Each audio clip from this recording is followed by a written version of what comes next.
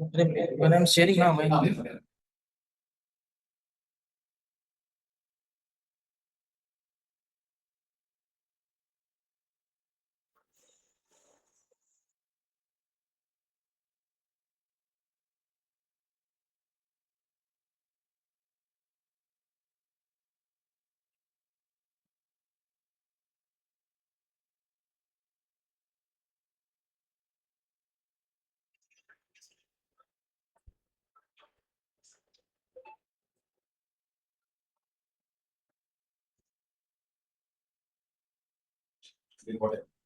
hello, am I audible?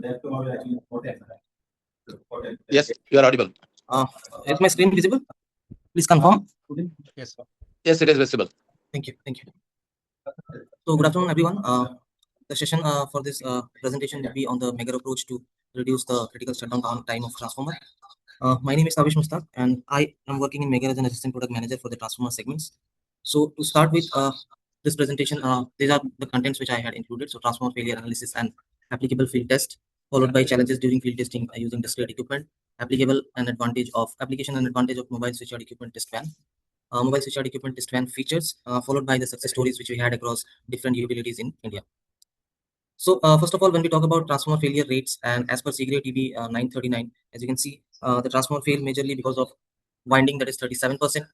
Then we have bushing failures, which are 25% on the transformer. Then the transformer fails because of problems in tap changers, and which leads to around 19% in only within the tap changer. Then when we include the lead exits and all, it is around 5%.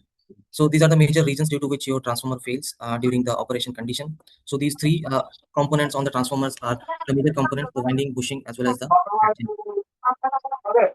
So now I was just looking into the annual administration report of 2023-24 for KCB, and I could find these data that KCB has a transmission line of different voltage levels from 400. Then Abhish, you can request everyone to be on mute. everyone is on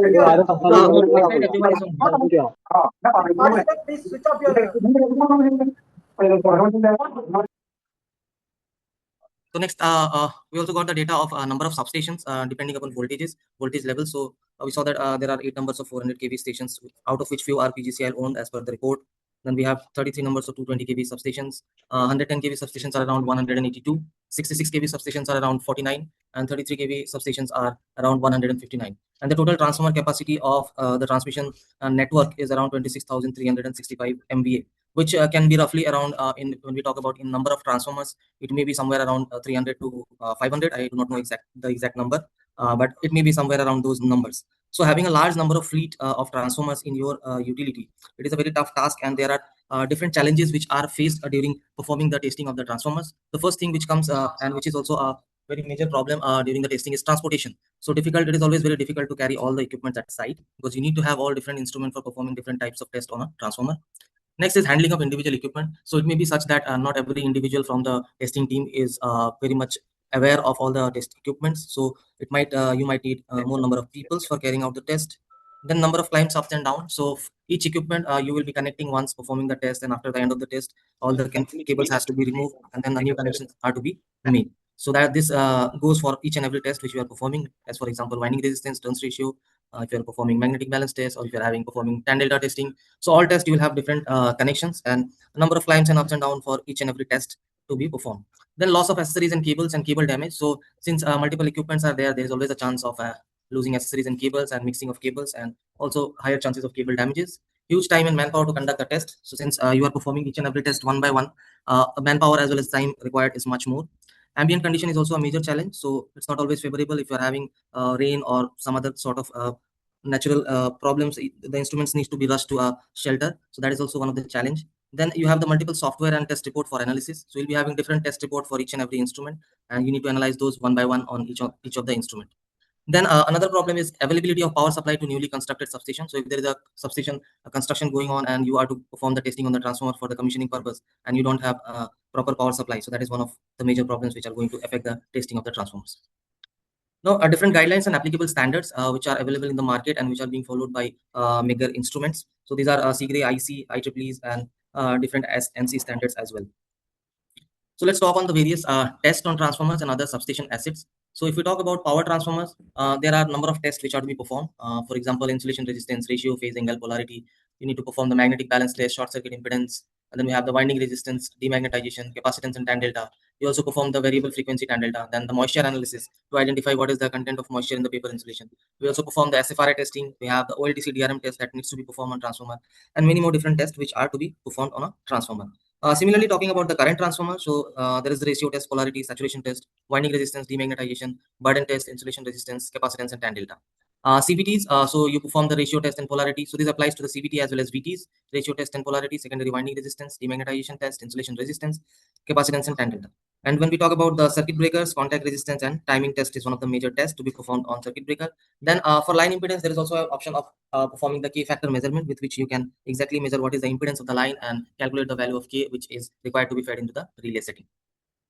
So performing all this test is a very critical task, and in order to perform all these tests, you need different types of equipments, different transportation methodologies. So to overcome all these problems, we have come up with this particular mobile switchyard equipment testing van, which is a integrated system for performing test on a transformer as well as other switchyard equipments. So I have a video linked of around 4 minutes, which if you allow me, I would be playing that, and maybe you'll have an idea how the transformer test van works within the switchyard. Just is the is the screen visible? Please confirm me so that I can play the video.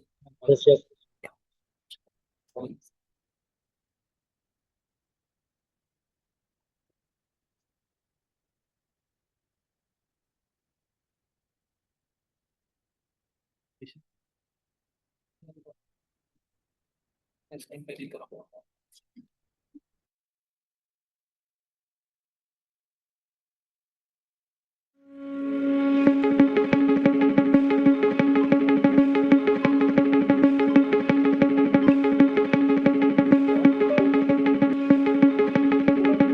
Megger has been a pioneer in electrical insulation testing since 1885, and today it offers one of the broadest portfolios for testing transformer.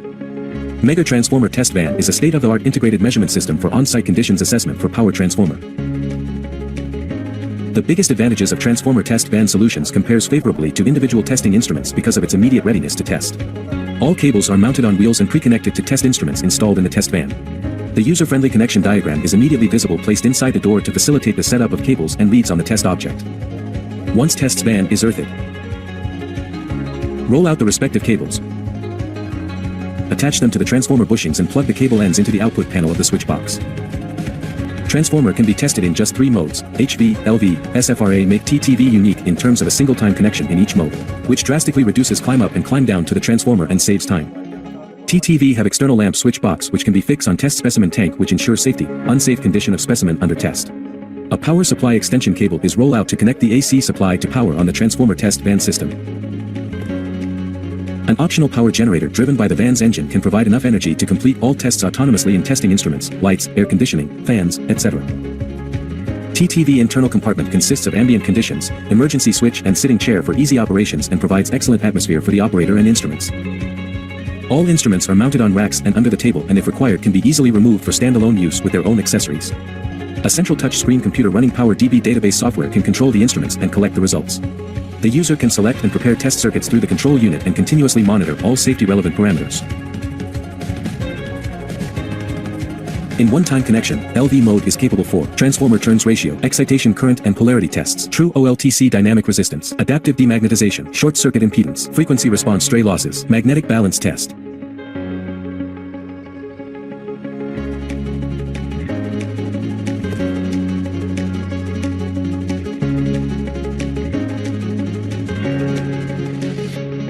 In one-time connection in HV modes, various tests can be done: 10/15 kV insulation resistance test, 12 kV capacitance and tan delta test, narrow band EFR from 1 to 505 Hz, individual temperature correction, ITC, moisture and paper insulation and oil conductivity using DFR technique. SFRA mode enables sweep frequency response analysis testing. User will receive complete report after final testing. After the test completion, roll back on the wheels with the respected high voltage, low voltage, SFRA, and test leads mounted on wheels for easy roll-in after the test is completed. Transformer test van concepts combined routine electrical tests and advanced diagnostic tests on power transformers in the field. Transformer test van helps to reduce the test time and helps to prevent any accident.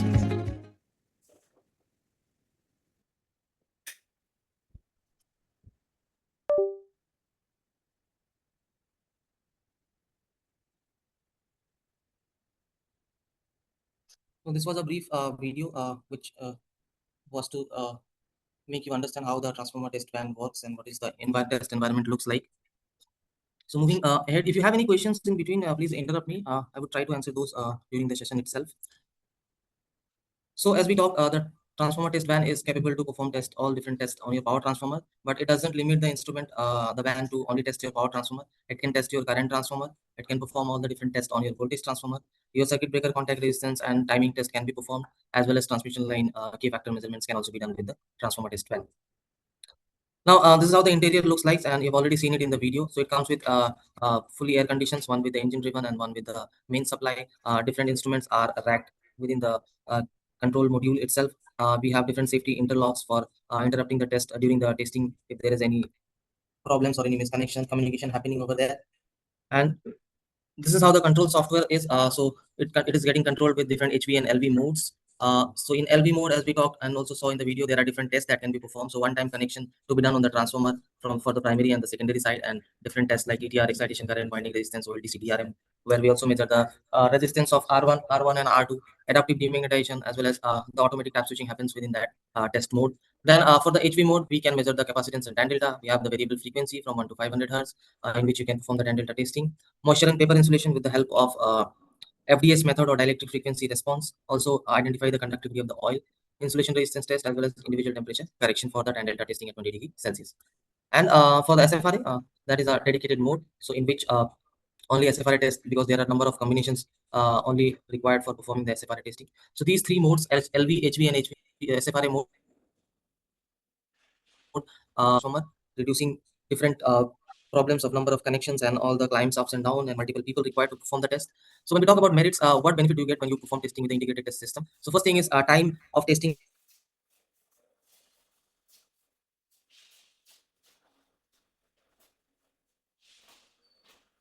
is reduced to half.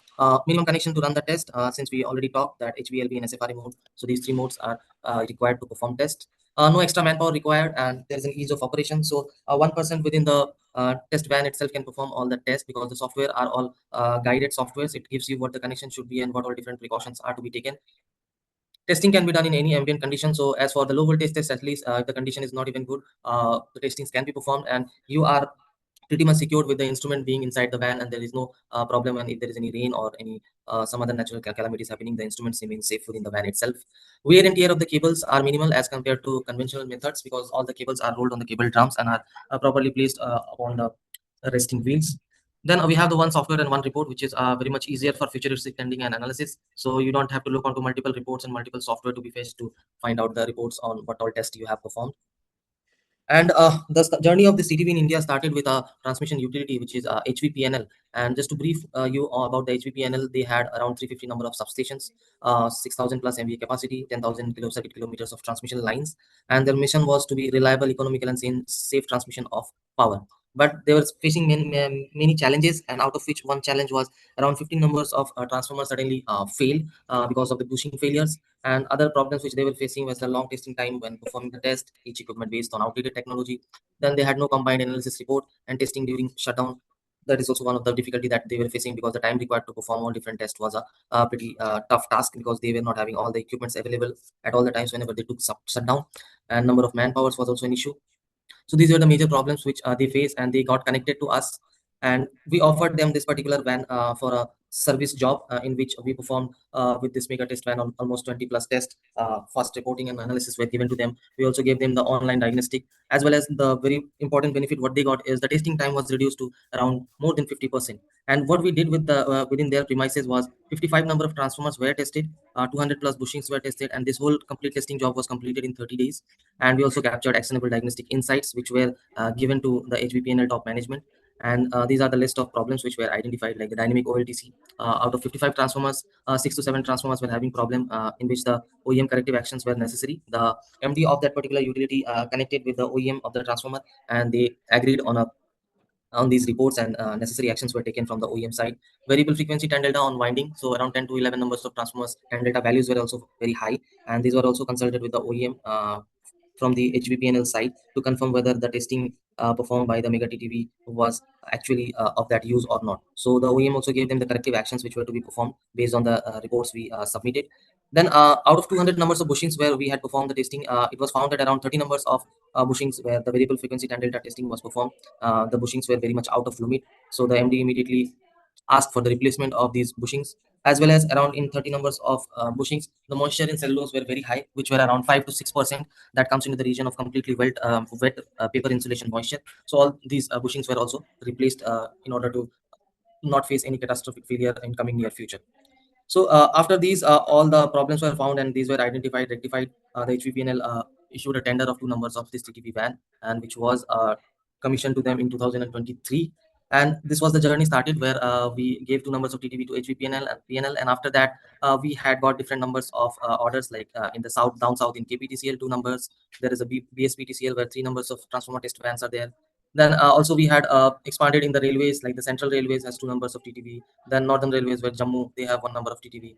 In fact, Power Grid Corporation of India in the northern region, NR1, they also got this 1 number of TTV in the beginning of this year. And number of different cases are also going on across the region. And all these customers are very useful, finding the transformer test van very useful for them for performing the testing on their transformers. Mostly, they have been satisfied with the time required for performing the test, because usually when all the tests are to be performed, it requires around 6 to 7 hours, but these times are getting reduced to around 3 to 3.5 hours maximum, and they are able to complete all the testing on the transformer. Just to update on something new which has got published last year, Secret TV 962 guide for transformer maintenance 2025. So in this, they had also given the value limitations for 1 hertz tan delta for the power transformer windings. So earlier we used to have only 50 hertz value, but now these guidelines are also there, which give you the what should be the tan delta values at 1 hertz for new transformer as well as good and aged transformer. So if it is less than 0.5%, it is considered to be as new. If it is between 5 to 1.5 to 1%, it is considered to be in good condition.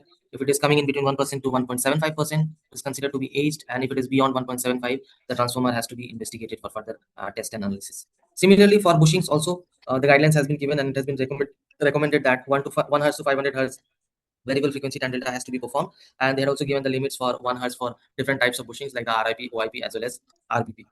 So these are different limits that are given in the Secret TV 962 guidelines published last year. They also had mentioned of correction of tan delta to reference temperature at 20 degrees Celsius, in which they had mentioned that the results has to be converted to 20 degrees Celsius. An individual temperature correction is to be recommended, as well as further studies in IEEE standard C5712.200 also gives an insight of how the tan delta values at 20 degrees Celsius has to be corrected. So this is something new which has come up, and I wanted to share with the KCB team, because you are performing day in day out these tan delta testing and different tests on your transformers as well as bushing. So these results or these limits might help you in coming future. So finally, talking on this transformer test van, what all different integrated instruments are there in this van? So these are the 4 instruments which are integrated within the van, and these are integrated in such a way that if there is any problem within the van, if the test van cannot move, we do also supply spare set of leads and cable for testing. If there is any problem with the vehicle or some other kind of problem where the vehicle cannot go, the instruments can be taken out of the transformer test van and can be used as a standalone testing equipment. Once the testing is done, it can be again put back to the rack within the van itself. So this is a flexibility which is all available within the van for all the integrated instrument in the test van. Yeah, so this is all on the transformer test van. If there is any question, please do ask. I'll be happy to answer those.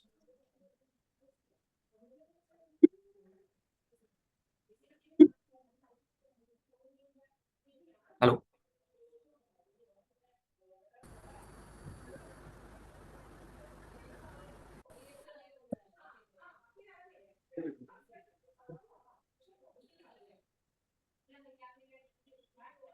Any questions, sir? Extend supply give from outside. Rajesh here, Executive Engineer, Relay Division, Kalamasheri. See, how many people can travel in this van at a time?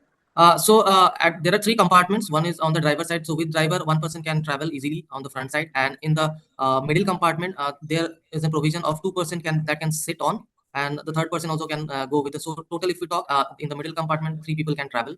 And along with driver, 1 more person. So 4 person can travel.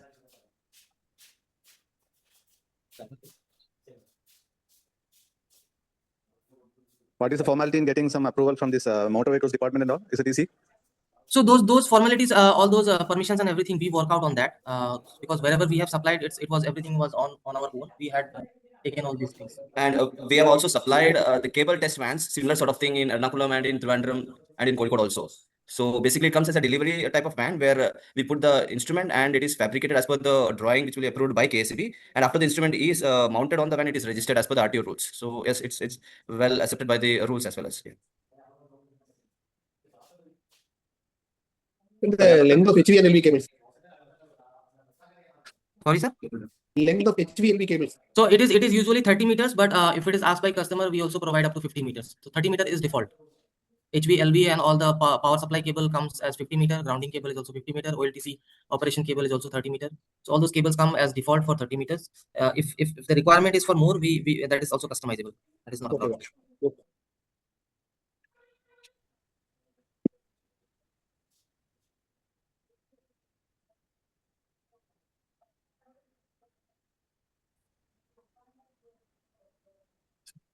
Any more questions? Will there be any problem if suppose the existing the first supplied equipment's got some troubles and we are replacing it with another company? Suppose instead of Megger, suppose the company is different. Whether will there be any difficulty in integrating with the van or something? Because you are saying that it is built in, right? All these equipments are built in, correct? Yeah. So all the instrument are Megger make, and these all can be integrated with Megger instrument only. No. So my question is this one. This is your equipments are all Megger, and Yes. the van you are that fixing this one is adjusted for Megger equipments, correct? Yes. We have see when we purchase equipments, we are just placing the orders on the lowest bidder, correct? So some other company can come. Yeah. But if other company can come, they cannot provide you the integrated solution, because for having that integrated solution, you need to have a common platform where the instrument can communicate with each other, and all those different control modules and control consoles are there. Different softwares Means are there. we have to buy the equipments all the time. This Megger make, correct? Yeah. So here we have all the instrument inside the van are of Megger make, because the integration is done as per those. So if you're having different makes and all the connections and all the communication protocols and everything is different for different makes, so that is not going to serve the purpose, and it may get complicated for you as well, because if you're having an instrument with multiple make, whom you're going to connect, if you doubt a problem, there may be problem in the instrument, maybe the communication protocol, you have two vendors, you need to call both of them, so that is going to be a hurdle for you as well. So as of now, sir, there is no other manufacturer who has such type of solution. So there is only two categories. Like one is a category like, or they give a separate instruments on a van and they say it's a van. But we are not giving that thing. We are giving an integrated system where everything you're operating on a single control console, so that everything you're operating from a single PC and a single software and a single report is there. So you get a complete accumulated report. So that's the advantage here. And there is, as of now, there is no OEM providing such solution in the market, world market. And also, this is a modular type of thing, as you correctly mentioned. If there is any issue in one of the modules, your operation is not stopped, and it is modular sort of thing. That's all.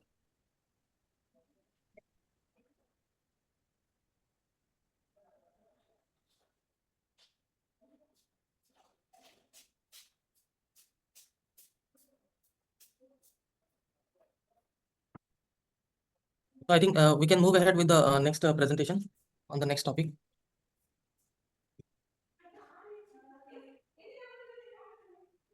Sir, one question. Yes, Is sir. it dedicated only for transformer testing, or can we include other equipment testing also with it? No, it is not dedicated only to transformer, as I already mentioned in my presentation as well. It is not limited to only transformer testing. You have the CTPT testing as well. It can be used as a CTPT analyzer. All the different tests on CTs and PTs. Circuit breaker contact resistance as well as timing. One break per phase can be done. Okay. Then there is also an option of primary injection up to 800 amperes within the system itself, but that can be performed as a standalone instrument. So multiple options are there. Apart from only transformer, your CTPT, circuit breaker, as well as transmission line K factor can also be measured. What about secondary injections and all? Secondary injection we don't have in that particular setup, but yes, that can be a part of van. Like it is customizable. So if you say that we want oil BDB equipment within the van and a relay test equipment or an arc tester within the van, so there are compartments available within the van, so that can be put in as a portable instrument as well. But in an integrated way, there is no secondary injection setup of something available. What is the approximate cost of this standard equipment, including vehicle? So it goes around 6 to 8 depending upon the requirement, 6 to 8 CR depending upon what different testing capabilities you are asking for. Is it available on service basis? Sorry, sir. Service basis? No. Service basis, you mean to say? Suppose we have got around 10 substations to be tested. Can we take up as a service, total service, or we have to buy this equipment? Service we'll have to check on it, because we usually don't take service jobs. So we'll have to take a look on it based on how many numbers and type of transformers are there. But we usually don't go on service jobs. So at the initial stage, sir, we have done this for the pilot projects. So now it's a proven technology or practice in India. So now we don't have that vertical for services. But if you want to see how the instrument looks and how it operates, we can arrange a visit to one of our customer where we are supplied, and we can give you a demo sort of thing. Yeah.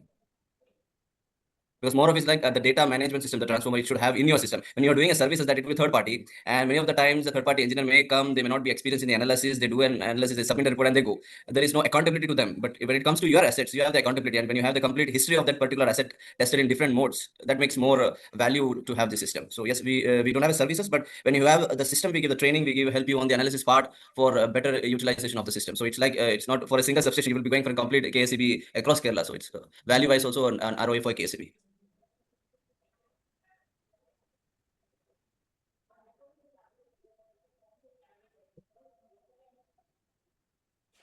So hello, let's move to the another session called grid monitoring solution. So myself, Harshal Goyal, I'm the application engineer in Megger. So today we are discussing about the solution provided by the Megger for the two different network. One is the distribution network and the transmission network. So for the distribution network, we have the technology called Megger Grid Analytics. So we will more discussing about the operation principle and the technical benefits of that product. And the second product is called a SentrySense. So it's recently acquired by the Megger. So this is the entire connection network of our grid, starting from the power generation plant to the transmission line and the distribution line. So for the grid monitoring, we will support you on a two different segment. First is the transmission segment. So in the transmission segment, we have the technology called DLR, dynamic line rating measurement. And for the discom network, we will provide you the MGA, Megger Grid Analytics. So let's talk about in detail about the Megger Grid Analytics for the distribution network up to 110 kV network. So as we all know that our distribution line runs more and more hundred of 100 kilometers in our states. So most of the grid having the different type of faults. So majority of faults we face in the grid is face-to-face fault, face-to-ground fault, overcurrent fault, high temperature fault, high impedance fault, broken conductor or the weak conductor. But there are two different kind of faults, which is more important for the safety purpose as well as for the reliability of the grid. That is called a high impedance fault and the broken conductor or the weak conductor fault. So how we can able to measure those kind of faults? So the actual practice of our discom companies, whenever you find any kind of problem in your grid, so the discom companies needs to travel pole to pole to identify the exact fault location.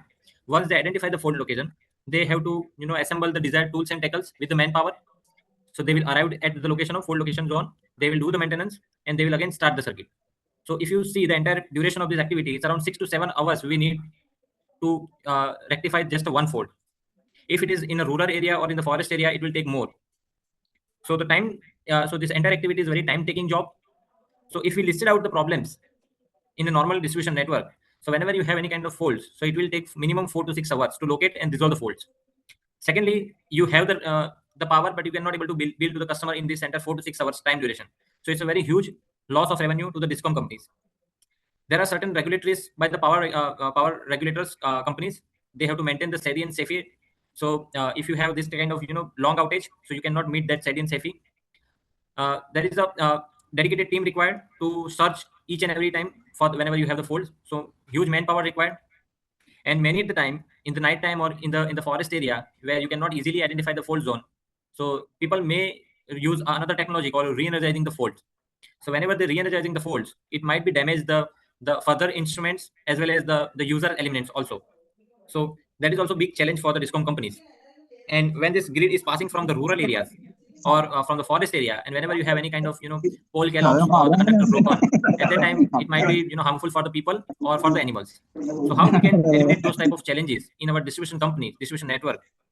So Megger Grid Analytics empowers the distribution company with a unique visibility on their grid based on the data which is captured by the sensor and the technology we have for the advanced analysis of the fault.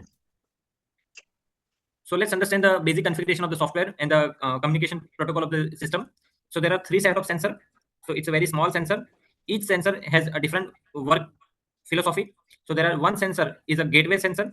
It's called a master sensor, and the rest of the two sensor is considering as a slave sensor. So in the master sensor or the gateway sensor, we will install a cellular SIM card, and this cellular SIM card will capture the data from all the three sensors, and it is send the data to the monitoring software. The software name called MetReview software. And the same software you can communicate or you can configure with your existing SCADA network via IC104 communication protocol. So whenever you have any kind of fault in your grid, within a few seconds, you will get the entire fault information in your SCADA network. Also, our system has a different type of analytical feature which can tell you that which zone you have the problem. So your entire team don't need to travel pole to pole. They only have to search the entire those defective zone area. So the response time and the fault resolving time is very fast. So this is basically a network topology of our system. So there are two ways of communication available in our system. First is the sensor can directly communicate with the SCADA network via cellular-based communication protocol. If you don't have any mobile network in the forest area, so they also have the solution called radio mesh networking.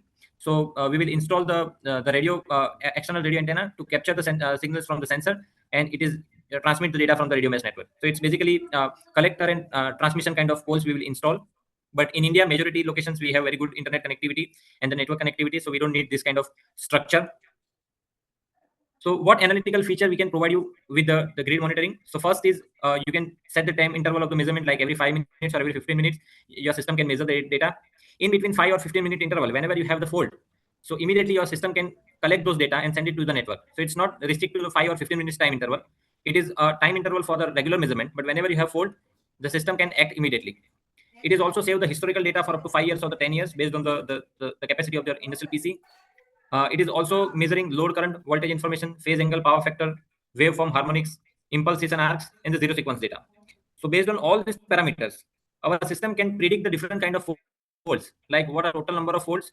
Apart from total faults, what are the permanent faults, what are the transient fault, and which kind of self-execution fault can capture by the system with the date and time stamping, as well as the phase information, and also the current information. So based on this information, you can able to identify the which location you have the problem. For example, this grid has a 4 number of sensor, but there is a fault inside of this area. So the sensor measured like the fault direction zone and the more affected zone. So based on this kind of information, you can act immediately whenever you have any kind of emergency situation. And based on the trend value and the parameters, you can also creating a heat map. So based on the heat map, you can create the most faulty affected zone in the entire grid. So you can plan your maintenance schedule based on this heat map. So that is also helpful for the maintenance team. And this is called a bubble chart. So this bubble chart can also give you the information, like you can see in the line number 1, there is a multiple time there is a self-execution fault, but in line number 3, it's a classic example. Before it's a self-execution fault, and after the self-execution fault, it is converted into the permanent fault.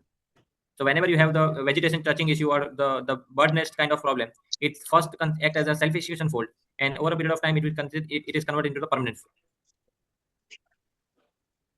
And the system has a geometrical information, so you can have a map view. So whenever you have installed the sensor, you can just go to that location, you can collect the GPS coordinates, and you can put it in your system. So if your maintenance team or the person who is on the survey, if he don't know the location, so he can also use the Google map or the iPhone map to reach the particular location. So that is the additional benefit of the system. So in the distribution network, anybody has any questions or query? So I would like to answer that. Otherwise, we can move further for the transmission network.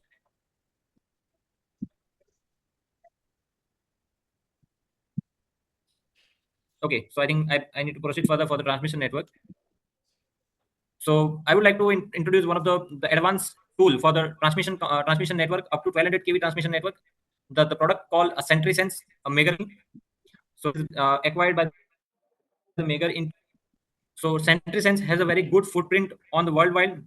They have the presence in 12 different countries, 4 different continents.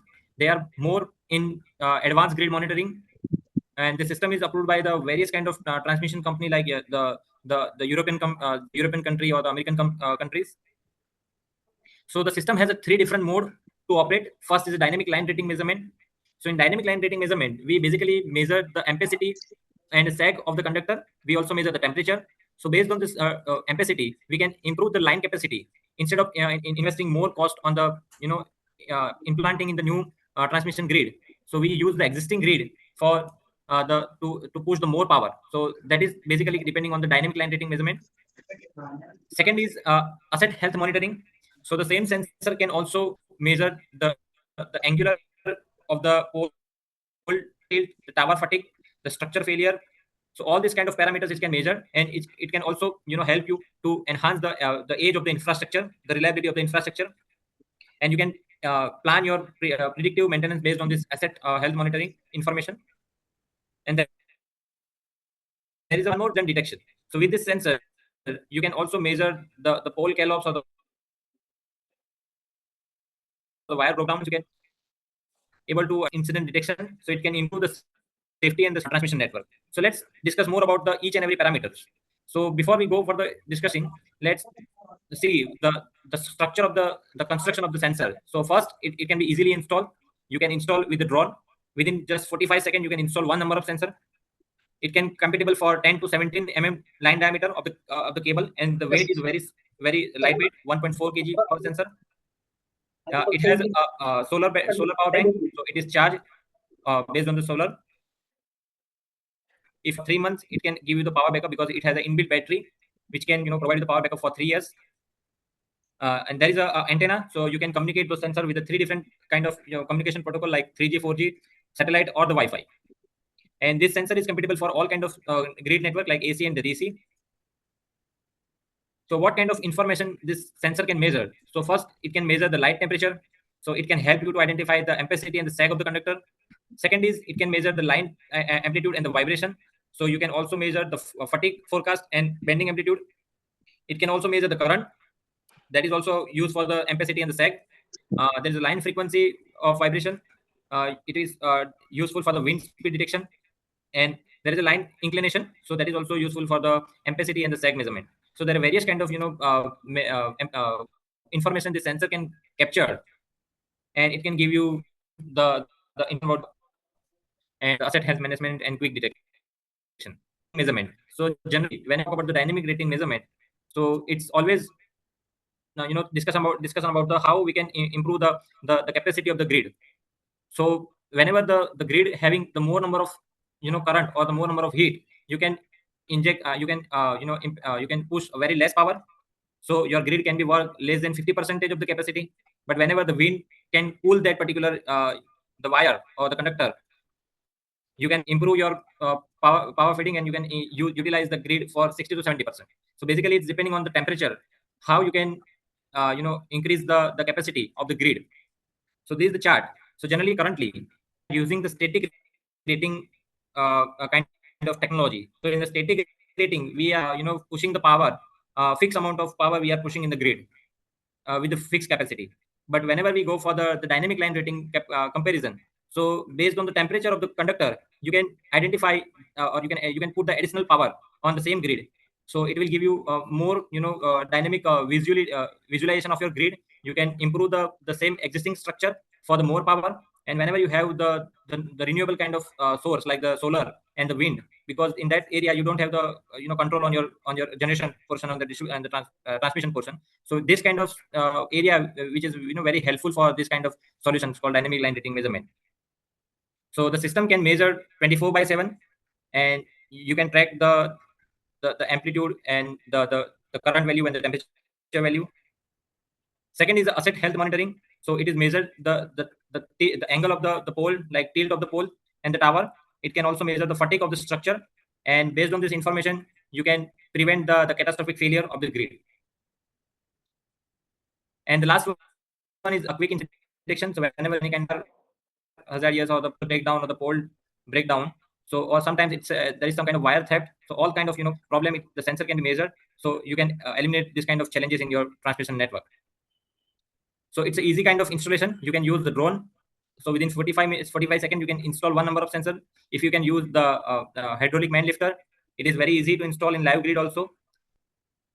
So if we talk about the KSAB, the grid, so information from the Google, and we have identified 4 different kind of transmission grid network like Andaman and Kunalur corridor. There is a Kalamsari and Manda Kathara.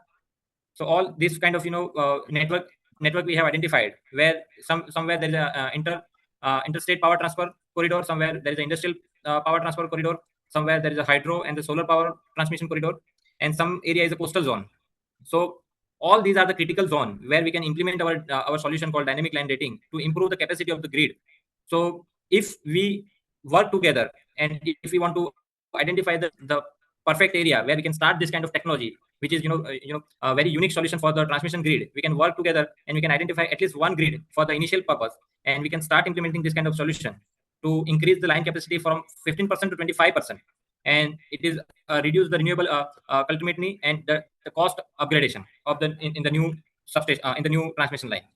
So we look forward to discussing more about this dynamic line rating technology in the KSB the system network transmission network. So that's all from my side. If anybody has the questions or query, do let us know so that we can discuss more on this topic.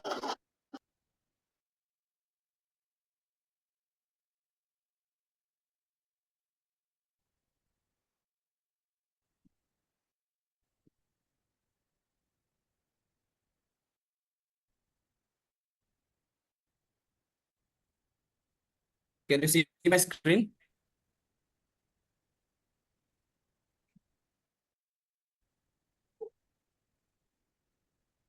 Hello? Can anybody confirm that my screen is visible? Okay, sir. Thank you so much. So we are going to the last topic, EHV cable for locator. So till now we were talking more about the predictive or diagnostic part, but now we are going to the firefighting system, which is a EHV cable for locator. So just from your side, just wanted to know what kilometer of cable KSB has as a whole in Kerala of the EHV cables. Can anybody give an idea on that? Approximate 100 kilometer of content does KSB has as of now. Hello. I hope my voice is audible. Yes, sir. So my question was, I just wanted to know from your side, like what approximate length of extra high voltage cables. When I say extra high voltage cables, it can be 66 kV, 132 kV, 110 kV, or 220 kV or 400 kV cables, which you have in KCB under like how much length of cable you have maximum, like 50 kilometer or 100 kilometers, just kind of indication. Because Maharashtra has 250 kilometer. KPTCL has a couple kilometer of length cable. TS Transco has TNB has. In South, when I am discussing presenting the solution. Excuse me, sir. Sorry for interruption. Sir, we have around 100 kilometers, sir. Perfect. Thank you, ma'am, for the input. So only the reason for the input is that we are proud to say that in South India, already KPTCL has two EHV class cable for locators. I will come to that why a dedicated EHV class cable for locators is required. TS Transco has already floated the tender and each and the slide which shows I have just listed 3 utilities in India. One is Torrent Power Ahmedabad, where it took around 8 days to find a fault in 132 kV cables. They are our users, which were using a 40 kV system, which is a discom system for about 2 decades. Second utility, Tata Power, which took around 15 days to find a 220 kV class cable fault. However, they are our users from 3 decades, okay, 30 years more. But they were having a 40 kV system. And third, I just listed an utility MSC TCL, which has around 250 kilometer length cable. They took around 3 to 4 months to find a fault. So you can imagine the revenue loss for any utility. So maybe these numbers may sound not that important to you, but these are some of the news cutouts. Just want to give an alarm. So you can see that this is a two days ago news cutout of Pune, where you can see that a cable failure has put the complete IT hub into trouble. And the upper one, the OPTCL, the ESV cable was going to an hospital which got a fault and fire and blast. It's in last month itself, and they wanted to buy an ESV cable for locating in 2 days, okay, because of the criticality. So in a nutshell, what I want to say is that yes, the cable network would be very few in the ESV class cables, but it goes to the very critical institutes like hospitals, maybe a different type of institutes where you cannot take a chance to take an outage on that. And we have the real life scenario of this BPCL fire which caused in Kochi. So yes, the cable network would be less, but when you talk about the cable for locator, it is termed as an fire fighting system. So whenever before having a cable in your network, it is important to have a cable for locator. So why a dedicated cable for locator? When I say 220 kV class cables, irrespective of the rating of the cable, irrespective of the type of the cable, when I say type of cables, earlier we used to have PLC cables which got replaced by EPR cables, and nowadays we have XLP cables where the inner core, yes, it's made up of conductive material, where however outer on that there is a thin silicon layer, and about that there is an dielectric layer which is made up of cross-linked polyethylene, and it's where this type of cables are called cross-linked polyethylene cables. Now when I say it's a 220 kV class cables, what happens is that the core to the armor, the phase to voltage, it should withstand at around 127 kV, which is 220 divided by √3. So whenever the cable is in healthy condition, it should withstand the voltage for which it is designed. So for example, if I do not have a cable for locator of such rating as per the IEEE 1234, when I'm doing a cable for location, the first step to do a cable for location is identify the nature of the fault. So how can I identify the nature of the fault is by doing an hypo test on the core with respect to armor. And when it's an 220 kV class cables, I need a system with such high rating to understand what is the breakdown voltage of that particular fault. For example, when the cable is in healthy condition, this dielectric layer, which is made up of cross-linked polyethylene, will be healthy, and this dielectric resistance will be high. It is in terms of say mega ohms or giga ohms. When the cable starts to get faulty, this dielectric layer will break down, and the dielectric resistance will come down in terms of some kilo ohms. And when you give an hypo test into the core with respect to the armor, the leakage current will increase because the dielectric resistance will come down.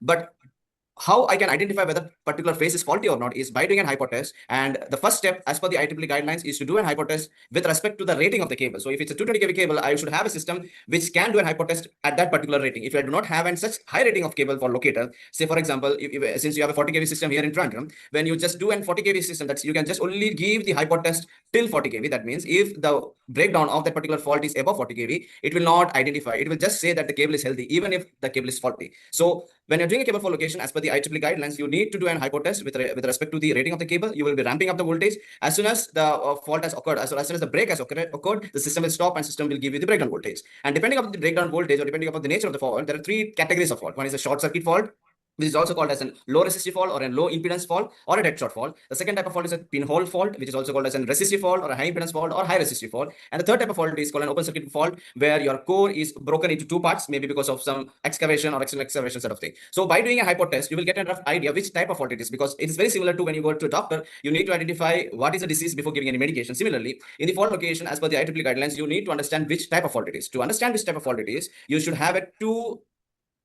tests integrated into your cable for locator. That is, one is the IR measurement and second is the DC hypotest. So when I say DC hypotest, any system, for example, if you're looking for an 220 kV system, it should have an DC testing capability of at least 110 kV, so that you can raise the voltage from 10 to 90% of the rated voltage. So why I say 90%? When it's a pinhole fault or when it's a resistive fault, it will not withstand the voltage for which it's designed, but it can withstand some percentage of the rated voltage, say 10% to 90% of the rated voltage. When the fault is in the range of short circuit fault, it will withstand very, very less voltage and the resistance will be very, very less and the leakage current will be high. So to understand which type of fault it has occurred, you need to have a fault locator with a DC hypot capability of a minimum 110 kV when you're looking up to 220 kV. If you're looking for, and if you have a 400 kV, that DC voltage should go upper. So in the fault identification, two steps, that is IR measurement and DC hypot test. Now you know which phase is faulty and which type of fault it is. Now the second step is to pre-locate the fault. Pre-locate means from this test end at what distance the fault is there. So it's very similar to what we do when we go to the doctor. As per the disease, they give the medicine. Similarly, depending upon the nature of the fault, there are different pre-location methods. Only one method cannot be applicable for all types of fault. So there are typically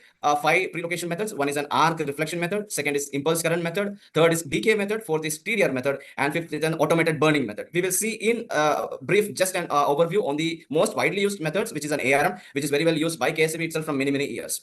And third step is route tracing. If you are unaware of the route, you need to do a route tracing using an audio frequency generator. And fourth step is pinpointing, because you get a rough distance in the pre-location, but since the cable is not going straight, there is a loops, there are ups and downs. The distance which you get in the pre-location may not be physically outside the same distance. So you need to do a pinpointing to actually pinpoint where the fault is using a surge wave receiver. Once you have pinpointed the fault point, when you have excavated the location, there can be chances there are multiple cables. You need to identify your target cable before doing any operations or repairs on the cable, because if you are cutting another cable which is charged, it can cause harmful to the user or the operator. So to find the fault distance, because if you're not getting this fault distance, you may waste a lot of time in pinpointing in route tracing. So getting the fault distance is very, very important, because if you're not getting a fault distance, you will be giving a high voltage again and again to the cable to just find a fault. But as per the IEEE 1234, it says that yes, you find the fault, but with less damage to the cables. So how you can find the fault with less damage is that by accurately pre-locating the fault distance. And that's where Meggar as a company, as I can say, the market share in India, in the ESP cable for locators, we have the 100% market shares. There is no other manufacturers, because of the accuracy we give in the pre-location when you want to find a fault. So for the pre-location, the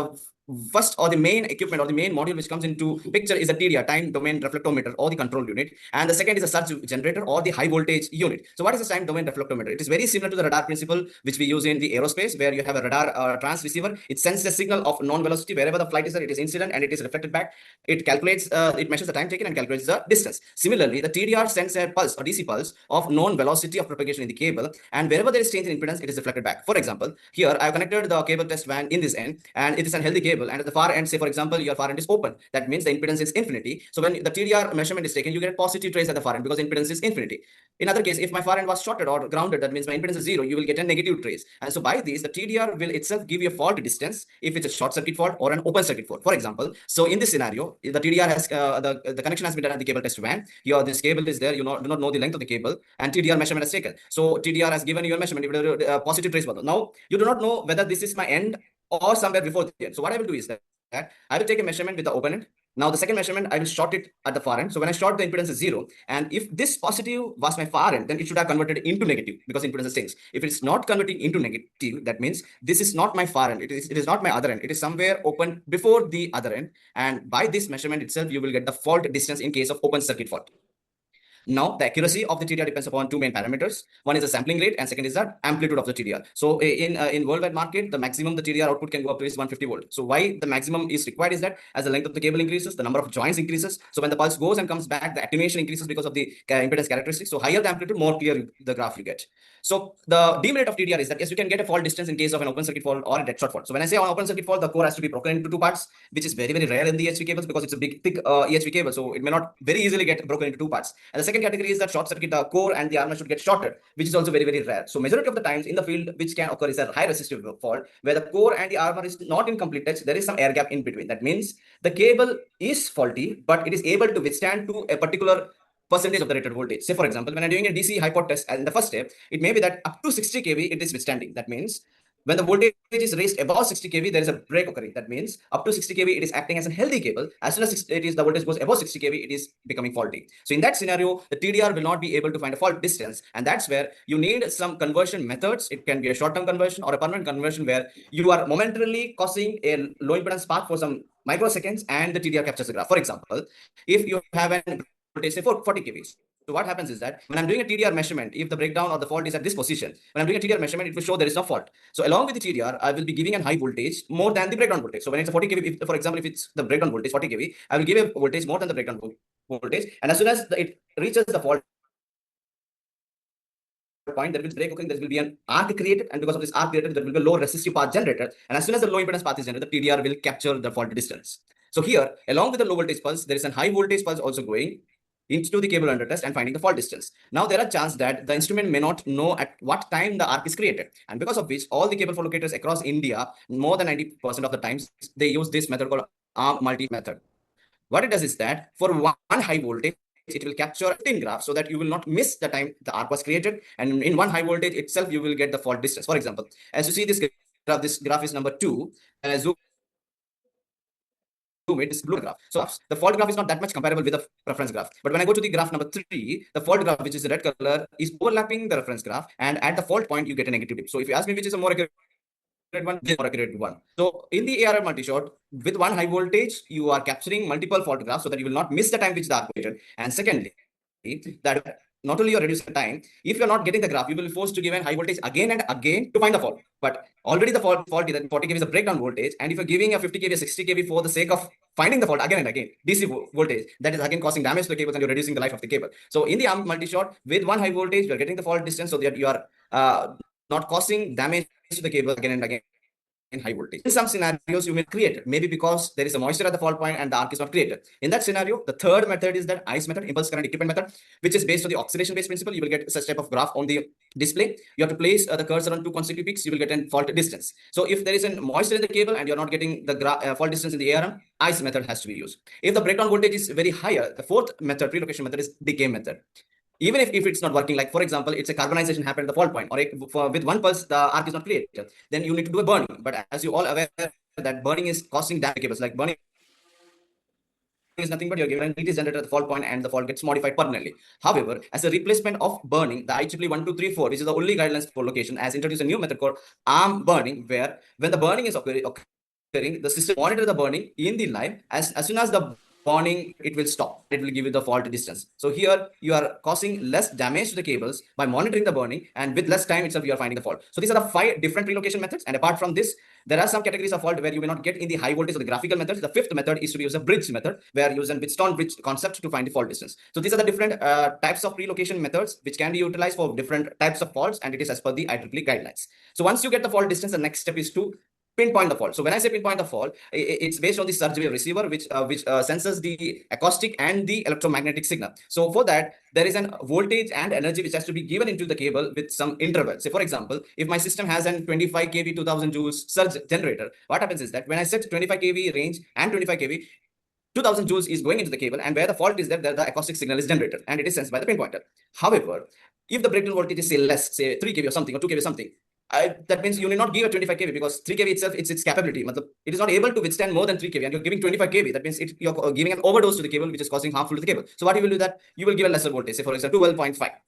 Or even I reduce it to 6 kV. So what happens is that in a surge generator, with a surge generator which has 25 kV of 2000 joules, when I reduce the voltage, because of the energy formula of CV square, In 25 kV, when I reduce the voltage to 12.5, my energy goes 1/4, which is 500 joules. When I even reduce the voltage half again, the energy goes again 1/4, 125 joules. Now, this energy is not able to pinpoint. You cannot pinpoint or get a sound with this much less energy. So what is required is that you need to have a higher energy. So for higher energy, what you will do, either you will increase the voltage to generate, but if you increase the voltage, already the cable is faulty with a lower voltage. You are causing a over voltage stress in the cable. So what is the solution? Solution is that every cable fault locator will be having a multiple ranges with an appropriate energy associated with it. So for example, if my breakdown voltage was 2 kV, I would have selected the 3 kV range and I would have given 3 kV so that 1000 joules goes into the cable and you can get a fault pinpointed with 3 kV itself. That means having a multiple ranges, say for example 3, 6, 12, 25, 50, 100 kV, having a multiple ranges helps you to pinpoint the fault of different breakdowns with a lesser voltage. And secondly, if you have cables of LT and medium voltage and ST, all the cables can be find it out with a single system. So that's where you need to mention whenever you're going for a cable fault locator, the ranges required. More the ranges, more easily and more with less damage to the cables, you can find the fault. So when you set the voltage and the energy, what happens is that there is an electromagnetic field generated on the cables, and at the fault point, there is an acoustic field generated. So it's very similar to the lightning and thunder. You see the light first and you hear the sound because the light travels at a higher speed as compared to the sound. Similarly here, when you inject a high voltage with a surge interval, there is an electromagnetic field and there is an acoustic sound. So there is always a time difference between both. So for example, this is the operator starting from the position 1. The time difference sensed at the bottom of the sensor, say for example, is 66 milliseconds. When he approaches to position number 2, which is going towards the fault, this time difference will reduce to 33 milliseconds. Again, he goes to position 3, this time difference goes to 12. When he crosses the fault point, this time difference increases. That means it gives an indication that you have crossed the fault, you need to take an U-turn. So what he is doing is that he's sensing the electromagnetic field and the acoustic signal to precisely pinpoint the fault, because when you are pinpoint the fault, you need to precisely pinpoint. It's not possible that you excavate a bigger area, and that's where the sensitivity of this pinpointer device plays a major role. And any utility you name, all the utilities across India is using this pinpointer called DigiPhone, including KSCB. That's where the sensitivity of the pinpointer makes a major role. And the system or the model which we like to offer, the model is called R30, which has all these features inbuilt into it. It has an inbuilt IR measurement, capacitance measurement, DC hypo testing up to 110 kV and upgradable to 400 kV, TDR, R perfection, multi-shot, ICE 100 kV, DK 110 kV or 400 kV, arm burning, burn down, the sheath fault location, that is outer jacket damage, and the routers, everything will be integrated into one system. So when I say integrated into one system, it comes in a van mounted solution where it will be having an operator room and a high voltage room which is backside of it. So the high voltage units and the cable drum will be backside. The high voltage will not operate until and unless the back door is closed and the earthing of the vehicle, of the system, and the cable under test is not proper. It will not operate because it has a central control system. So when I say central control system, it will monitor all the earthings of the van, because the earthing of the van has to be connected near to the van. The vehicle chassis will be earthed, the instrument will be earthed, the cable under test will be earthed, and the door of the backside has to be closed. Until and unless these all safeties are not taken into consideration, the high voltage will not operate from the central control system. And everything is operated by the single knob, because of which the system is called a fully automatic system. There are two categories: one is a fully automatic and one is a manual. The system is in central control, fully automatic system, and a Linux-based system. So where all we have supplied. So in India, 100% of market share for ESP cable for locator is for Megger, because we acquired a company called Seba KMT, which are master in this, leading in this sector. And India, the cable for locator of this rating is available with Power Grid. Secondly, purchase was Tata Power. Thirdly, purchase was Torrent Power. Thirdly, and Tata Power. And now KPTCL, MSCTCL, and OPTCL has already placed the order. So, and looking forward for KSCB, since you have the upcoming underground EHV cables, it's essential tool to have, because if the fault occurs in the system, it's very, very tough to find. And the loss any utility can have because of that failure in the EHV cable is very, very high. And if you compare the underground cable cost and the joint cost, it's very, very less. Apart from this, we also have the diagnostic solution where, for example, before commissioning the cable, you want to know whether the joint is proper, whether the termination is proper, if there is any voids in the cable. This is a diagnostic system which can be used to predict the feature faults and to ensure your cable is healthy before charging the cable. So it's nothing but an damped AC technology, DAC, which comes with a partial discharge measurement to understand whether the cable is healthy enough to withstand the voltage for it is rated, as well as whether whether if there is any faults which is happening in the future by having a PD mapping, the partial discharge mapping. So this is another solution which we do like to introduce to KSCB. That's a damped AC technology, and also we are having an session dedicatedly on this on 28th of April this month in Bangalore. And if anybody has an interest to see the setup and how it operates, we are doing a live demonstration on KPTCL with this system on a 220 kV cable. So that's from our side. Any questions? Any queries? Operating principle, the technique approach is very well known to the KSP team. The Ernakulam or the Trivandrum are already using. The difference is that the rating which we offer, because when it comes to EHV cables, you need a higher energy, you need a higher voltage so that you can find the fault very easily. Otherwise, it would take 15 days or 3 months, 4 months, we can't say. So the last 2 weeks ago, the incident which happened in OPTCL was that the cable was going to the hospital, and where they were having our system, but it was a 40 kV and they were not able to find it. And within 2 days, that means the day was Friday, Good Friday day. On the holiday itself, they placed a PO because of the criticality and under the disaster management. So that's the criticality when there is a fault in the cable. And just to announce, this type of fault locator takes at least 1 year for manufacturing also. So any questions, any queries? And since in South India KPTCL, TS Transco has already tendered and orders placing, I would be happy that KSB would be the next utility to have this system in your network. At least one should be there, I think, because it's a firefighting system. Before a fault occurs, you should have an ambulance with you for the cable.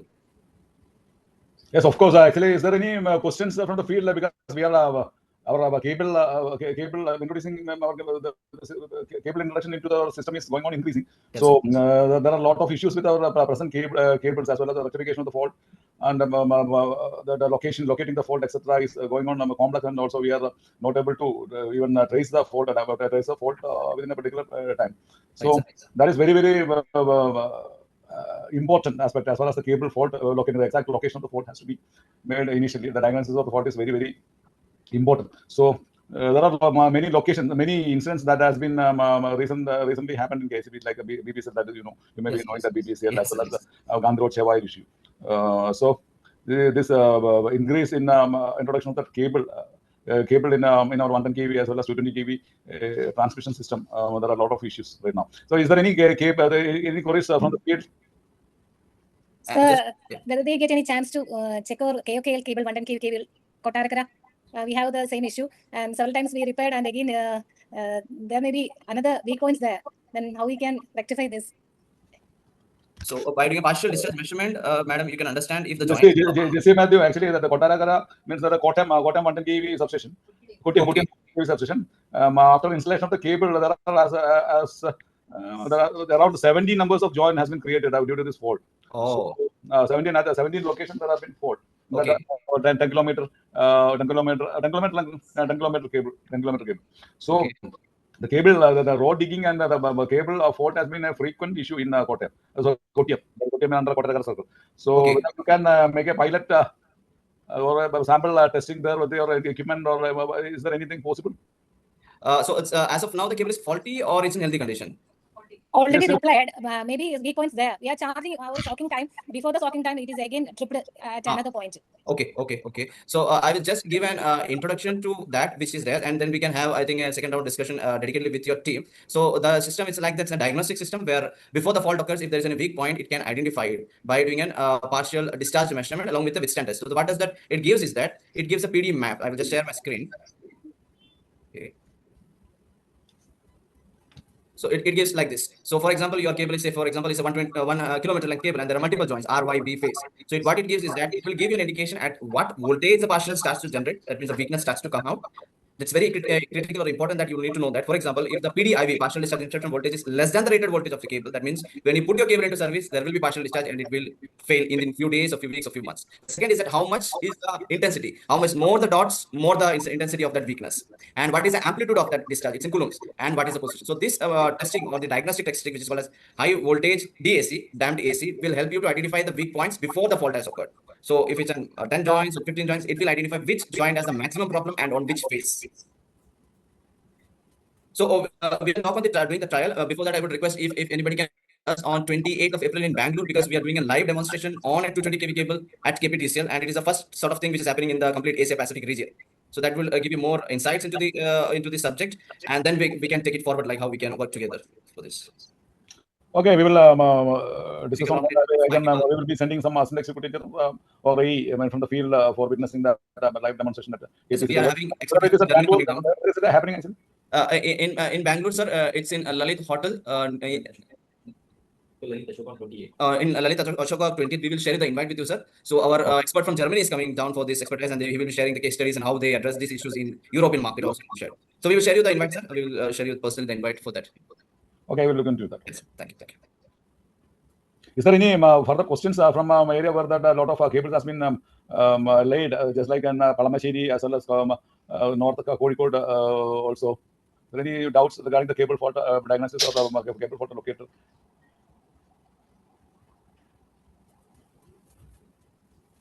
Regarding that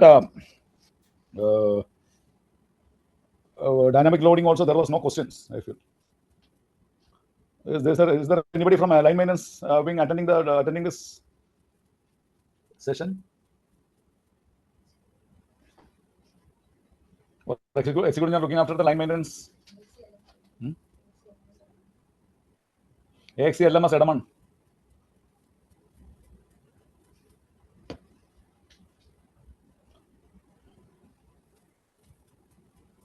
നിങ്ങൾക്ക് doubts ഉണ്ടെങ്കിൽ എന്തെങ്കിലും ചോദിക്കാം. മറ്റേ നമ്മൾ ഈ cable fault ലൊക്കേറ്ററിന്റെ അതുപോലെ തന്നെ dynamic line ലോഡിങ്ങിന്റെ അതുപോലെ സെൻസേഴ്സിനെ കുറിച്ചൊക്കെ നമുക്ക് ഒരുപാട് വായിച്ചിട്ടുള്ള അറൌണ്ട് 12,000 സർക്യൂട്ട് കിലോമീറ്റേഴ്സ് നമുക്ക് നിലവിലുണ്ട് HT ലൈൻസ്. അപ്പോൾ അതിന്റെ ഈ സെൻസേഴ്സ് യൂസ് ചെയ്യുന്നതോ whether it is required or not എന്നുള്ളത് നിങ്ങളുടെ ലൈൻ ഫീൽഡിൽ നിന്ന് വേണം വരാൻ.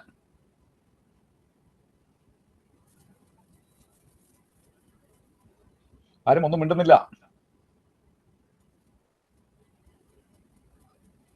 And this is also case study, sir. We did in Karnataka, where we did the cable condition assessment, and there was a problem identified in the PD in a solar power plant at around say 800 meter.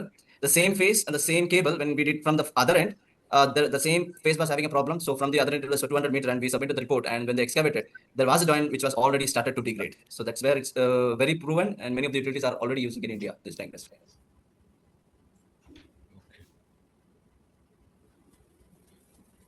Anyway, we are having around 100 kilometers and around 300 kilometers, 100 kilometer route, 100 route kilometers of EHT. That is cables installed in our KCB system. That will come around 300 kilometers. So I would recommend, sir, if there is any upcoming project, this should be one of the systems you should have in the project. So because it can be used in the commissioning stage. Before charging the cable, you can ensure the joint is proper or not, healthy or not. Okay, in southern region ആരെങ്കിലും ഉണ്ടോ? C സൗത്തിൽ നിന്ന് ആരെങ്കിലും ഉണ്ടോ? C സൗത്തിന്റെ ഓഫീസിൽ ആരെങ്കിലും ഉണ്ടോ? ഉണ്ട് സാറേ, സി സൗത്തിൽ കയറിയിട്ടുണ്ട്. സി സൗത്തിലാണ് മാക്സിമം നമുക്ക് കേബിൾസ് ഉള്ളത്. ഇനിയിപ്പോൾ നമ്മൾ ടേഴ്സ്, മുട്ടത്തറ, അതുപോലെ തന്നെ വിഴിഞ്ഞം കേബിൾ തന്നെ അറൗണ്ട് 40 കിലോമീറ്റേഴ്സോളം വരുന്നുണ്ട്. അപ്പോൾ അതും അതുപോലെ തന്നെ ബാക്കിയുള്ള നിങ്ങൾ എന്തെങ്കിലും ഡയഗ്നോസിസ് ചെയ്യാനായിട്ട് വല്ലതും അത് നോക്കുന്നുണ്ടോ, അല്ലെങ്കിൽ എന്തെങ്കിലും PD ടെസ്റ്റിംഗ് ചെയ്യാനായിട്ട് പ്രൊപ്പോസൽസ് എന്തെങ്കിലും ഉണ്ടെങ്കിൽ നിങ്ങൾ ഇമീഡിയറ്റ് ആയിട്ട് സൗത്ത് സി ഇല്ലേ ഡേവിഡ്സൺ ഇല്ലേ? ഡേവിഡ്സൺ മീറ്റിംഗിൽ ഉണ്ടോ?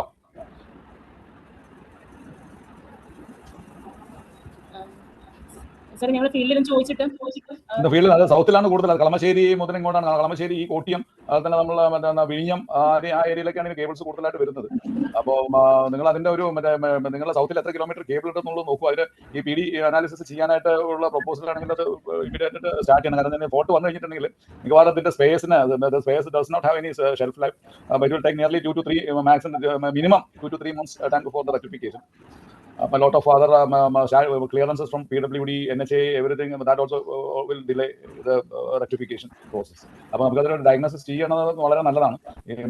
ഒരു പാർഷ്യൽ ഡിസ്ചാർജിന്റെ മാപ്പിംഗ് എല്ലാ കേബിളിലും ചെയ്ത് വെച്ച് കഴിഞ്ഞിട്ടുണ്ടെങ്കിൽ ഇറ്റ് വിൽ ബി നമുക്കത് equipment വാങ്ങിക്കണോ അല്ലെങ്കിൽ സൗത്ത് അതിന്റെ റിപ്പോർട്ട് തരണം. Okay.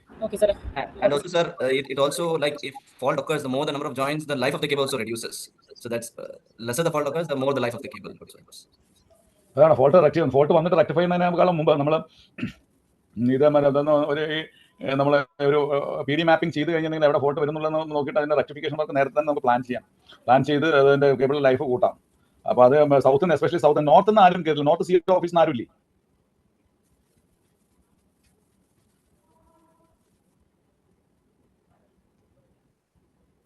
C north. Sir, Harshal this side from Megger.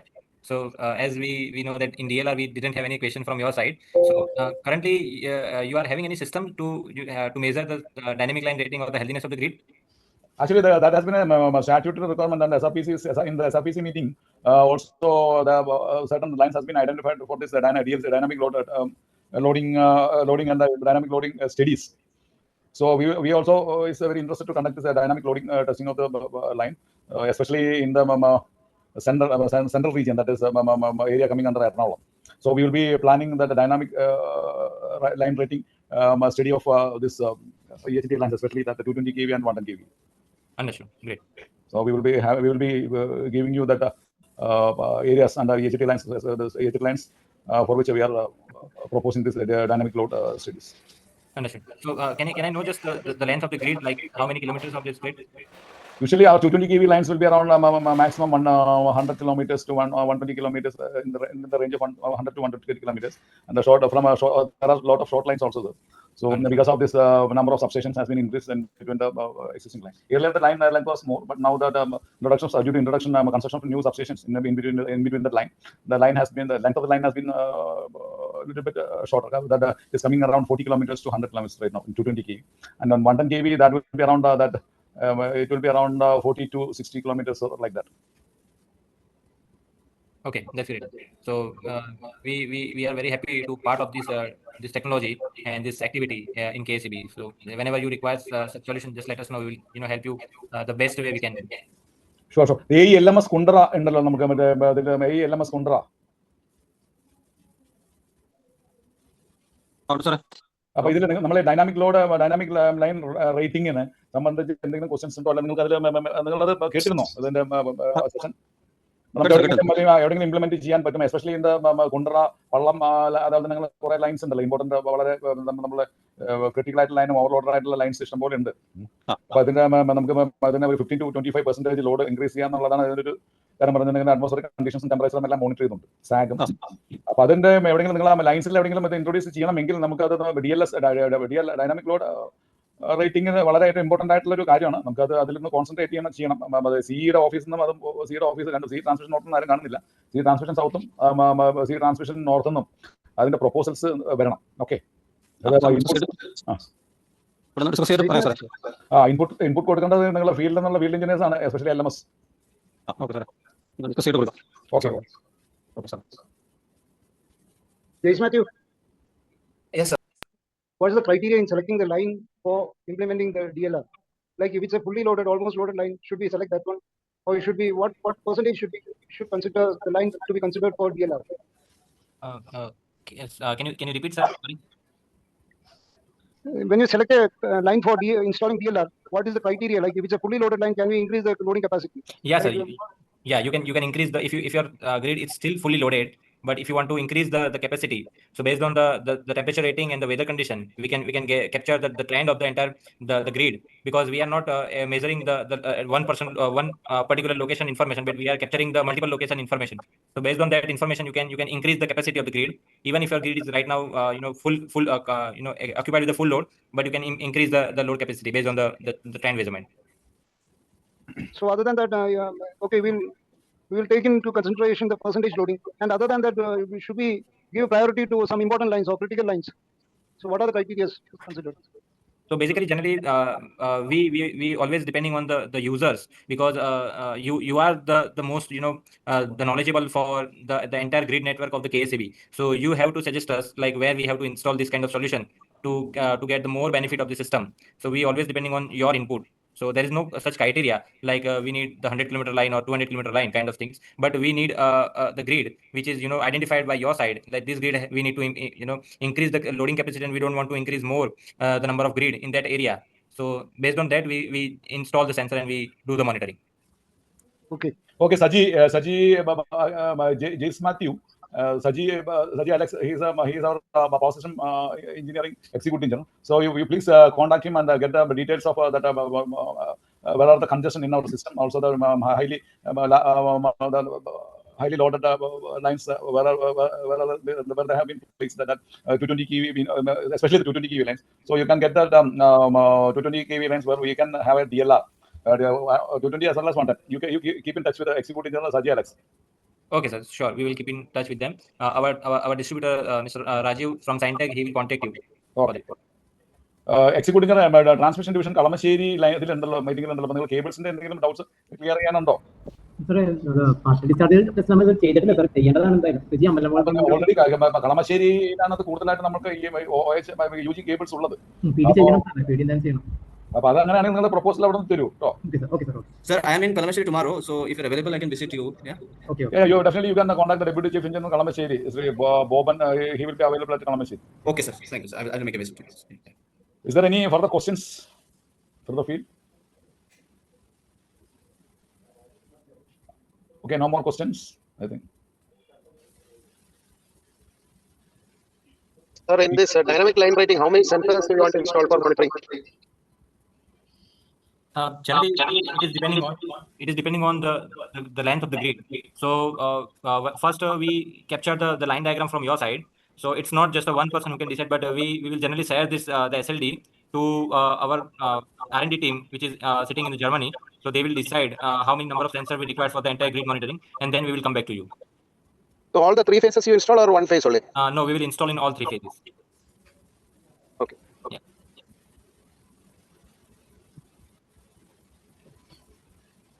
Okay, then we can wind up the meeting now. So I hope no more questions. No more questions, I think, from the field engineers. So thank you, Mr. Rajiv, as well as who have completed that, taken the sessions of that the van, testing van, Mr. Tabish Mushtaq, as well as the cable photoletter JC Matthew, and the dynamic loading Vishnu Vijay, dynamic dynamic loading of dynamic rating of lines. So thank you very much, Rajiv. So you could keep in touch with the PSC executive or PSC executive as well as the Kalamasheri deputy chief engineer. So there are a lot of issues in the cables as well as cables as well as cable. We have to map the cable PD very urgently. So you have to contact Deputy Chief Engineer Kalamasheri as well as PSC Executive. So thank you very much for your information that has been shared. This was a very informative sessions. All the sessions were very informative. Thank you very much. Thank you for the opportunity. Yeah. Thank you, sir. Thank you. So we can wind up the meeting right now. Thank you. Thank you.